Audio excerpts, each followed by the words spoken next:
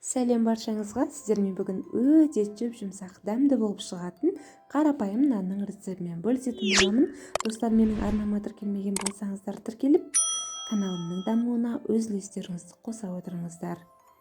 Достар, жасалу жолы өте оңай. Күнделікті үй жағдайында дәл осылай жасаймын. Ең алдымен ұнымызды електен өткізіп аламыз. Міндетті түрде електен өткізілген болуы қажет, нанымыз жақсы көтеріледі. Жылы суымызға дрожжымызды татымына қарай тұзымды салып алдым. Мұнда менде 600 грамм су. Яғни бұл жерде менде 3 нанға арналған қамыр илеп алдым. Өте жұмсақ қамыр ашытып алыңыздар. Сонда нандарыңызды жұмсақ, әп-әдемі болып шығатын болады.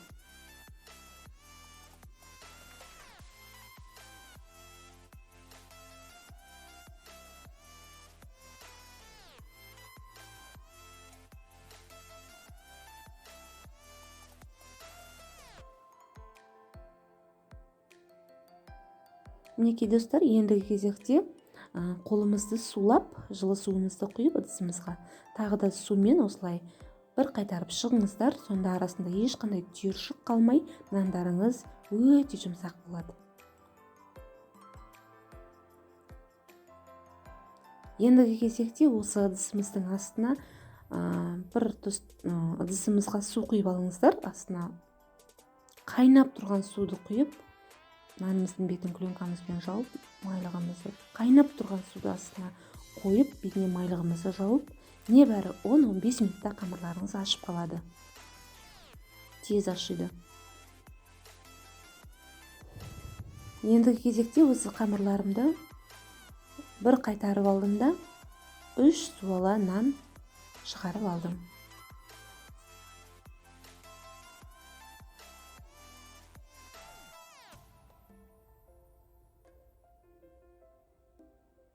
Дәл видеодағыдай 3-ке бөліп, нандарыңызды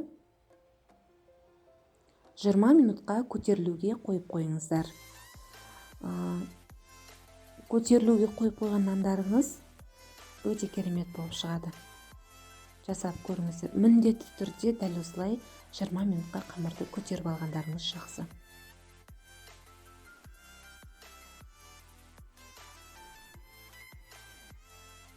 Небәрі 1 сағатқа жетпей, дәмді, тәтті нан пісіріп алсаңыздар болады.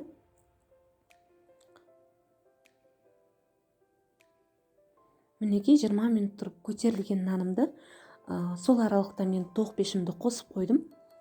Мінекей қызып тұрған табамызға майымызды жағып, нанымды жапсырып алдым. Мен 250 градуста пісіріп алдым. 10 минутта менің наным дайын болды. Мінекей достар, өте жұмсақ, үй жағдайында қарапайым түрде жасалатын нанымыз өте жұмсақ болып шықты. Сіздер де жасап көріңіздер. Достар, менің каналыма тіркелуді ұмытпаңыздар. Бізге ас болсын.